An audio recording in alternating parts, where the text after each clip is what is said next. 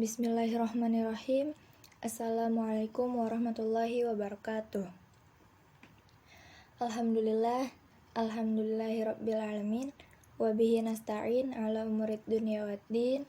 Wassalatu wassalamu ala asrofil anbiya'i wal mursalin wa ala alihi wa sahbihi ajmain. Amma ba'du.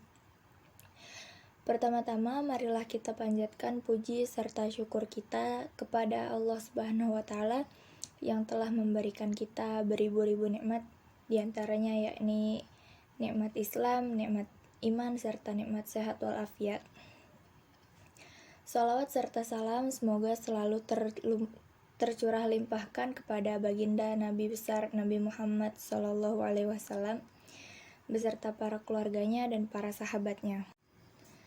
Yang saya hormati Bapak dosen Dr. Haji Ahmad Halim LC.MA selaku dosen pengampu mata kuliah Islamic Worldview. Izinkan saya memperkenalkan diri. Perkenalkan, nama saya Anissa Jamilatus Solihah dari program studi pendidikan agama Islam kelas A semester 2. Di sini saya akan mempresentasikan rangkuman materi dari pertemuan 1 hingga pertemuan 7 di mata kuliah Islamic Worldview. Dari pertemuan pertama hingga pertemuan ke-7 kita sudah mempelajari 7 pembahasan, diantaranya yaitu yang pertama adalah Islam sebagai pandangan hidup atau ruang lingkup dari Islamic Worldview itu sendiri. Yang kedua, konsep kesatuan wahyu dan agama. Yang ketiga, konsep kebenaran. Yang keempat, konsep manusia. Lalu yang kelima, konsep ilmu dan klasifikasinya. Yang keenam, konsep Tuhan. Serta yang terakhir atau yang ketujuh, problem epistemologi barat. Oke, jadi yang pertama adalah Islam sebagai pandangan hidup. Secara umum, worldview adalah kepercayaan, perasaan, dan apa-apa yang terdapat dalam pikiran orang yang berfungsi sebagai motor keberlangsungan dan perubahan sosial dan moral. Menurut pandangan Islam, Islamic worldview adalah akidah fikriyah atau kepercayaan yang berdasarkan pada akal, yang asasnya adalah keesaan Tuhan atau tauhid atau syahadah, yang terbentuk dalam pikiran dan hati setiap muslim dan berpengaruh terhadap pandangannya tentang keseluruhan aspek kehidupan, terutamanya tentang realitas dan kebenaran.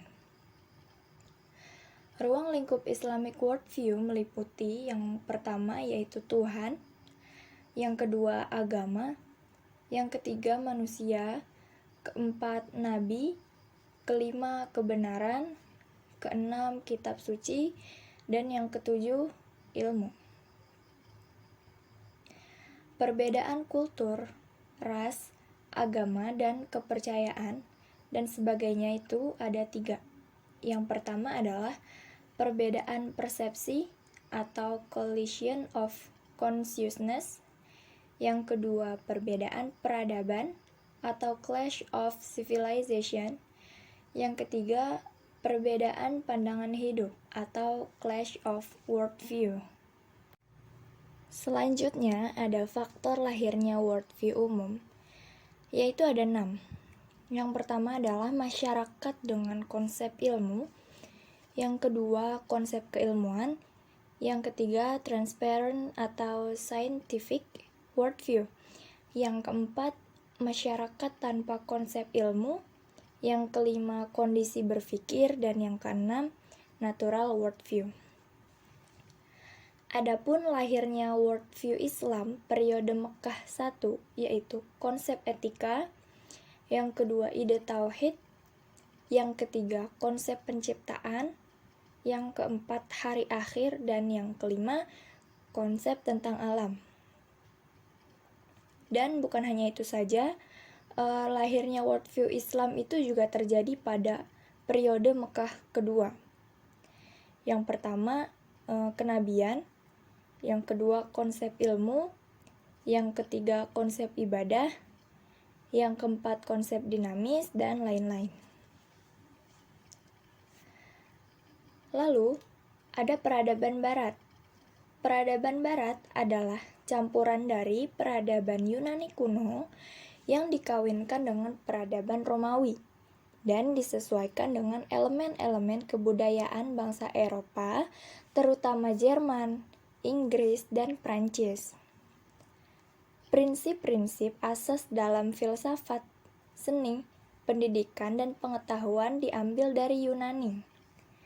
Prinsip-prinsip mengenai hukum dan ketatanegaraan diambil dari Romawi. Sementara agama Kristen yang berasal dari Asia Barat disesuaikan dengan budaya Barat. Selanjutnya ada perbandingan Islam dan Barat. Islam berasaskan dengan wahyu, hadis, akal, pengalaman, dan intuisi.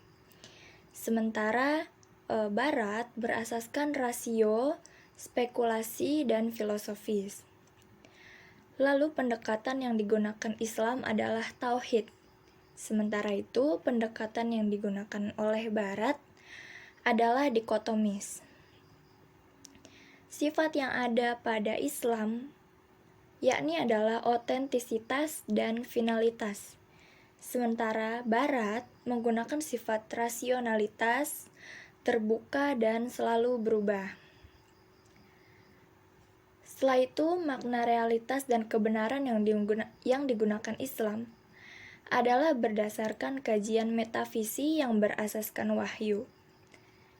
Sedangkan makna realitas dan kebenaran Barat yaitu menurut pandangan sosial, kultural, empiris, dan rasional.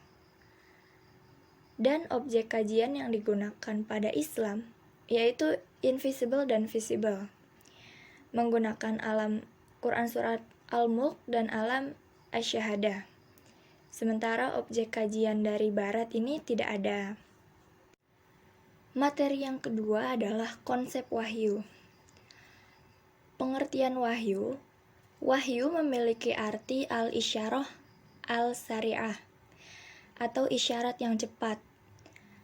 Lalu ada al-kitabah atau tulisan, al-maktub atau tertulis, ar-risalah atau pesan, al-ilham atau ilham, al-i'lam al-khafi atau pemberitahuan yang bersifat tertutup dan tidak diketahui oleh pihak lain, serta ada al-kalam al-khafi al-sari' atau pembicaraan yang bersifat tertutup dan tidak diketahui pihak lain dan cepat. Sedangkan menurut istilah, wahyu adalah pemberitahuan Allah Subhanahu wa Ta'ala kepada seorang nabi tentang berita-berita gaib, syariat, dan hukum tertentu.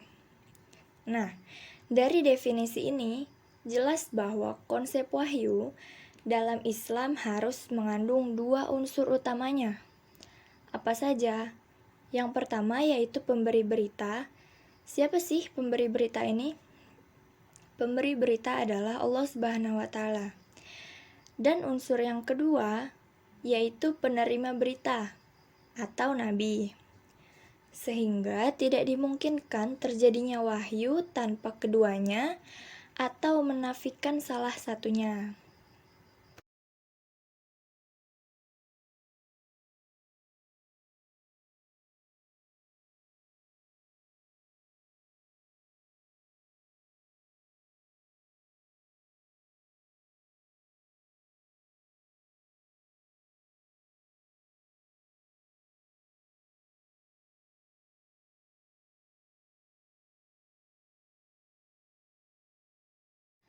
Selanjutnya materi yang ketiga yaitu konsep kebenaran.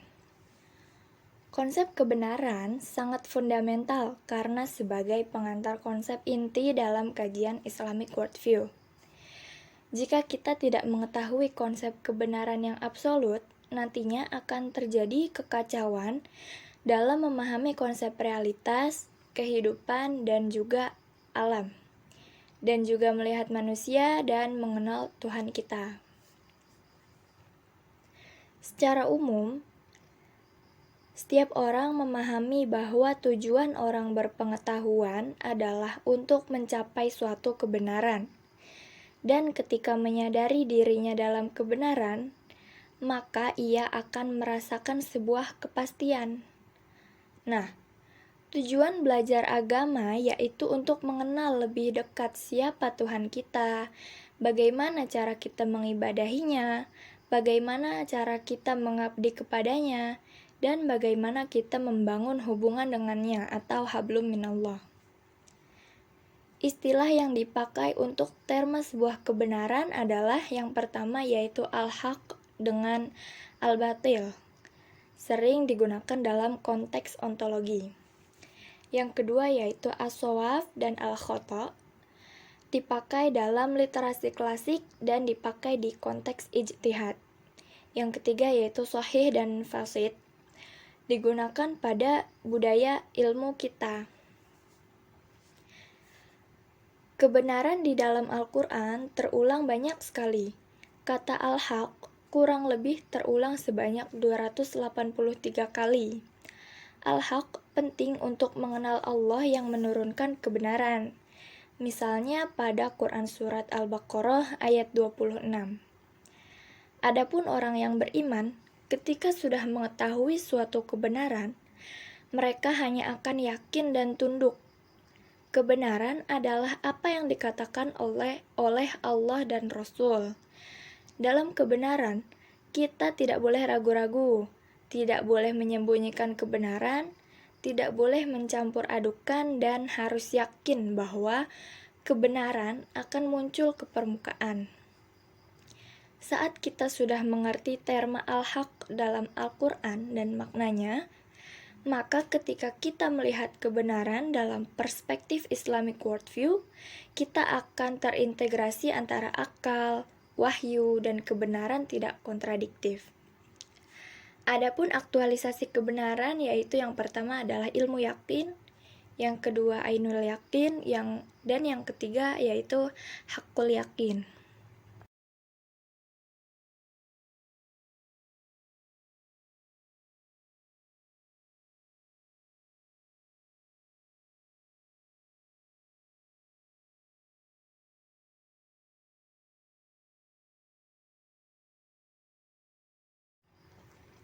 Selanjutnya, materi yang keempat adalah konsep Tuhan.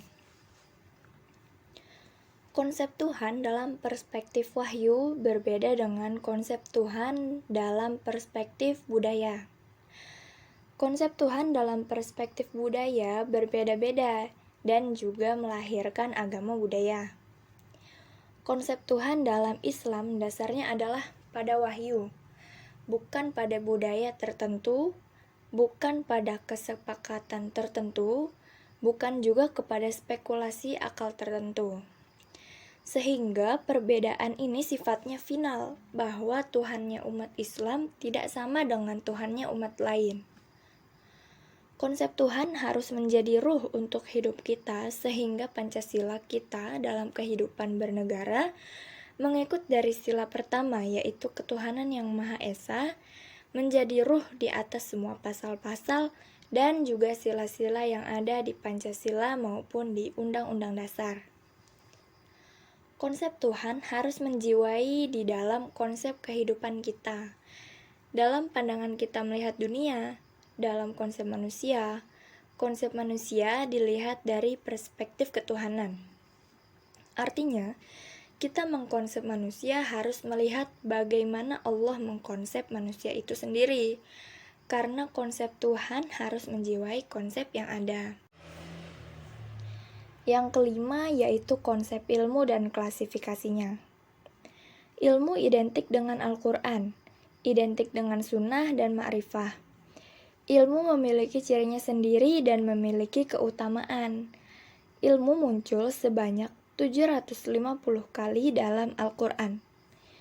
Ilmu dalam perspektif worldview adalah segala sesuatu yang berdasarkan dalil. Yang menginformasikan wahyu adalah ilmu. Penelitian yang akurat juga disebut ilmu, misalnya penelitian yang empiris. Perspektif ilmu dalam Islam tidak bisa berdiri sendiri, melainkan harus dikaitkan dengan Allah. Jika ilmu tidak dikaitkan dengan Tuhan, maka ilmu itu menjadi sekuler dan akan terjadi kerusakan. Orang yang mendapat ilmu disebut dengan alim atau ulama. Menuntut ilmu ini adalah kewajiban bagi setiap muslimin dan muslimat. Lalu ada pengklasifikasian ilmu, diantaranya yang pertama adalah ilmu syariah dan ghairu syariah. Ilmu syariah dan ghairu syariah yaitu ilmu yang fardu ain. Ilmu syariah adalah ilmu yang fardu ain, yaitu kesolehan individu. Serta ghairu syariah adalah fardu kifayah, yaitu kesolehan sosial. Yang kedua ada ilmu hal dan ghairu hal. Ilmu hal adalah ilmu yang dibutuhkan saat ini atau spontanitas. Sedangkan ilmu ghairu hal adalah ilmu yang tidak langsung dibutuhkan secara spontanitas. Yang ketiga ada ilmu akli dan ilmu nakli. Ilmu akli yaitu adalah ilmu yang empiris. Sementara ilmu nakli adalah ilmu yang didapat dari menukil hadis dan Quran. Dan yang terakhir ada ilmu kauniyah. Materi yang keenam yaitu konsep manusia. Manusia merupakan subjek tasawur. Inti dari kemanusiaan adalah jiwanya. Fisik hanyalah sebagai pendukung.